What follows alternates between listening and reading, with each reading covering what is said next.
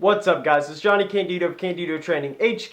Today I'm going to talk about a question that I've been getting quite often recently, and that is whether you should point your feet forwards or slightly outward when squatting. And if you should point it outwards, how far should you point it outward? What degree, what angle should you have it set? And I've seen other people give their opinion on this topic, but what it seems like to me is that they often ignore important details.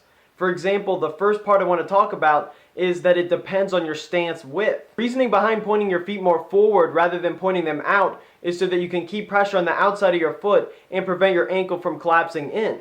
However, this is unlikely to be an issue in a narrow stance squat because it's very easy to do both, to point your feet slightly outwards and to still keep the external rotation needed to keep the pressure on the outside of your foot. So this is why, in my opinion, the closer the stance, the more you can point your feet outwards, but the wider your stance gets, the more you need to focus on pointing your feet straight forward. That's because in a wide stance squat, you're already forced to use your abductors and you have to maintain external rotation.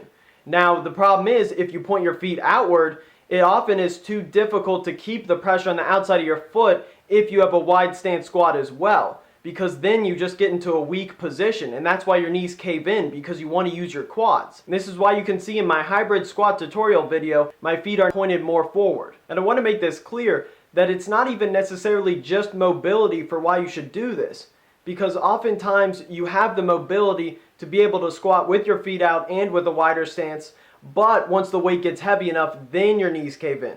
Because remember, it's not just about being flexible enough to be in a position, but it's about actually being strong in that position. I also want to say that if you try to have a narrow stance squat and then keep your feet forward and then shove your knees out as hard as you can, what will happen is this will create more torque at the hip, but it will also stress your knees and hips because now you're not properly aligned and you're putting too much pressure on the outside of your foot. The key is to have a relatively even force distribution across your foot. So you don't want this exaggerated either way. You don't want your knees caving in, and you also don't want to exaggerate putting pressure only on the outside of your foot. I want to reiterate that these are general principles I'm discussing, and for this video this is just keeping in proper alignment.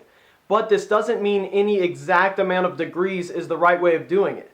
I see people ask me this, like with my video on keeping your hips higher in the deadlift.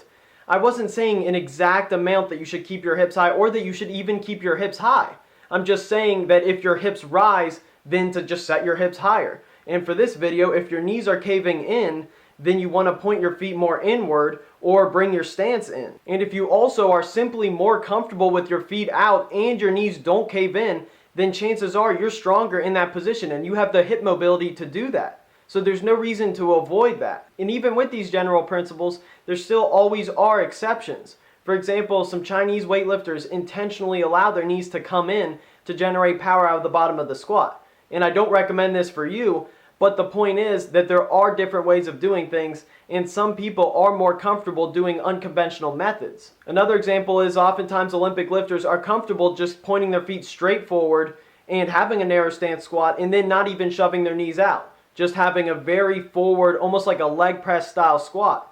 And that's fine for Olympic lifting. That can actually work for you if you have the ankle mobility to do that. However, for powerlifting, I wouldn't recommend it because now your knees are drifting so far forward, it'd be difficult to hit parallel. But the point is that that is an option, that is a way you can actually do it and you can be successful.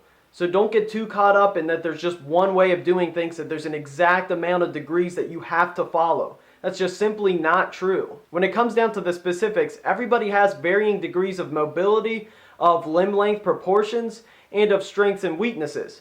So you really can't just decide anything based on one exact rule. Alright, that's it, guys. I hope this was helpful. Make sure to like the video, support the channel, subscribe if you haven't already, and thanks for watching, guys. Peace! I see my life in versions from the person in the stand. So when I'm higher than the ceiling, I'm still down with my fans. Home is where the heart is, so I never had to search. But now that everybody's fly, nobody's down to earth.